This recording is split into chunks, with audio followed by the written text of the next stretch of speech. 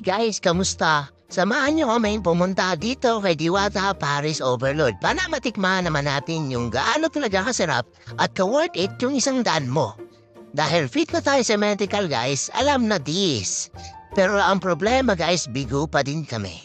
Ilang araw na kami pumupunta dito at saka ilang gabi na rin kami bumibisita, it's ganun pa rin. So wala tayong magawa guys, gutom na yung dalawang florist natin no.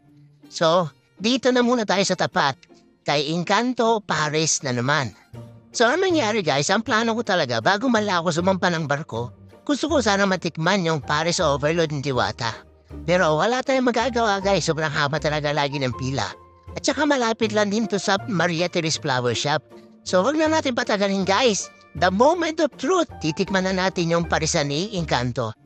So far guys, yung 100 mo, sulit naman. Take note guys, 100 lang to, kaya wag tayo magreklamo. So, hindi ako nag-rise. Kahit na fit na ako sa medical guys kasi yung BMI ko bagsak daw. So, ang mangyayari, mababawas pa rin tayo ng timbang, siguro mga 1.9. Kasi ang laban na yun. So, okay naman guys, para sa akin, it's 8. So, dahil busog na, tara, uwi na guys. Maraming salamat, mag-ingat kayo palagi at uuwi pa kaming Cavite.